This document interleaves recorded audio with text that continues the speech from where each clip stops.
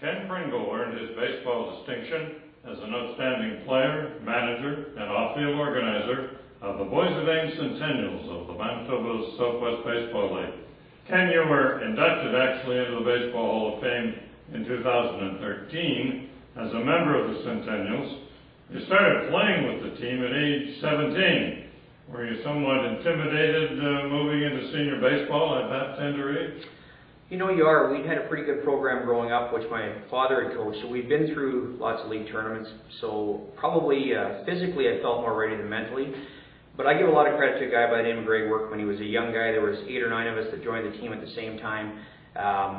He taught us to be ball players and he taught us to be men, and it was like not an easy task for him with us being as young as we were, but we worked together and we came a long ways as a group. You know, that's so important that you have a mentor, you have a guide, somebody that really gets you going. Oh, and I said, we were like young stallions at the time. Everybody wanted to run, but we didn't, we couldn't get everything to go together at the right time. So slowly but surely, like I said, he pushed us and pushed us. We practiced a lot, and you know what? It finally in years turned to the ball team we all wished it would be. Later, you won League Most Valuable Player awards and batting championships. That was in 1994 and 5. Would those seasons rate as a high point in your baseball career? You know, it's funny. I always said I'm not a real stats guy, and when I do my speech later tonight, I always say if I was to give myself one compliment, in a good way and a bad way, I'm an ultimate competitor, and it drives me crazy to lose. So the team success to me is always the stuff. I remember the championships, the success we had as a team. The individual stuff, I always say if you're a good player on a bad team, you're still just a bad ball player, is really what it amounts to. So for me, those individual titles are nice to be recognized, but I look at the championships and provincial championships we had, and for me, that's really what made it go. Sounds like you were a good team player, right? Well, I hope so. I mean, I try and, I had leadership, I think, through my father and my mom. They always said that if you're a good player and you have confidence, people will follow. And my dad has always said to me, as he said, if you work hard, people will work just as hard. And that's probably, I think, what made me successful. Very good. Your team achievements in managing the team also are excellent, as we said. You guided the Centennials to Southwest baseball titles 6 times between 1990 and 96, along with 3 Manitoba Senior AA titles. And that success is something to be very proud of. Yeah, that I am. And there was, we had a 13-year span where we won either a league title or a provincial title in a row, all with basically the same group. And I will say, Keith Forsyth and Kevin Wood deserve equal credit. There was 3 of us that kind of did it while we played.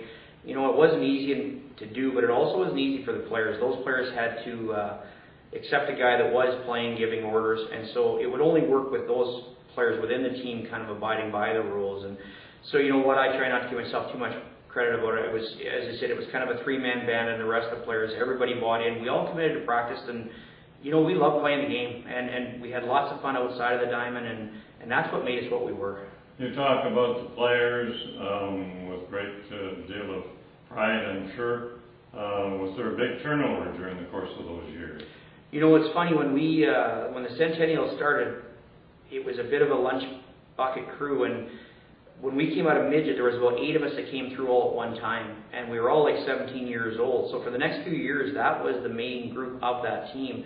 You know, 2 and 3 guys came here and there and went because of jobs or schooling or whatever it was, but for a few years, it was hard for young player in Boys of Ames to make the team because it was a bunch of young 20-year-olds already on the team. So, you know, we lost a guy, gained a guy, but for the most part, it was the majority of the same guys throughout.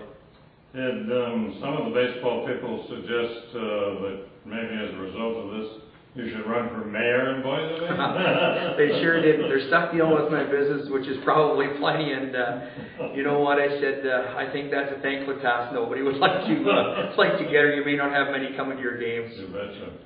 When you were coaching baseball in the period 2008 to 14, you had the chance to coach your son's teams. Did you enjoy that and take pride in their baseball development? You know, it's now my passion. I've actually, the past 12 years, my oldest is 17 years old, and I've actually coached both my kids the last few years. And it's turned into my passion. And what I've tried to teach the kids is the same love for the game that I have. One of the things I'm strict on is I always, on the diamond, the kids aren't allowed to tell me they can't. If they tell me they'll try, then I'm good with that. We have strict rules. We run on the diamond, we run off the ball diamond. I'm trying to teach them to play the way that I did. This year, my oldest is in grade 11, and for the first time in our high school history, they finished and won provincials. We only have 131 high school students. We played against schools that had upwards of 2,000 students. Most of that group of kids I've had since they were 5. So to watch those kids from the stands, not coaching that group anymore because it's in high school, was such a pleasure. And my youngest, their group has qualified for provincials every year since Mosquito. So yeah, that's what my new passion is. And you know what, I hope that I can teach kids to enjoy the sport. I just think it's the ultimate team sport. Personally, have you got a favorite team in baseball's Major League? You know, I like the Toronto Blue Jays. You see them a lot on TV. I still watch the Washington Nationals because in my world that's still the Montreal Expos. So I hope someday it comes back to be them because that was the team I cheered for growing up. Have you been able to get into Winnipeg, see the Gold Eyes play and all that? Yeah, I do. And you know what? Not as often as we'd like because quite honestly, we're running to ball diamonds every other day. Tomorrow we have a 3-team tournament or 3 games in Hamiota. So we finished 2 yesterday. There's not many free nights, but I always say I have the money to spend to go to sports as long as the team is working as hard as they can. So any kind of ball or hockey is great for me. Ken, they say that once you've had it, you never lose it. Do you feel that way about your interest in baseball as you grow older? You know, I think if anything, I've actually learned to love the sport more. And the Hall of Fame with our team was the ultimate for me. It's more important to me than what this individual one was because I never would have got here without our team. And I look at how hard our team worked to get to where we were.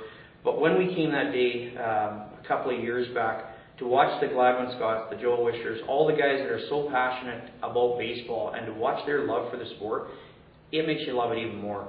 So it brought it back even more important to me than ever. Guys that give up their time to make this work for the rest of us. So I hope someday I'm able to do the same. I really do.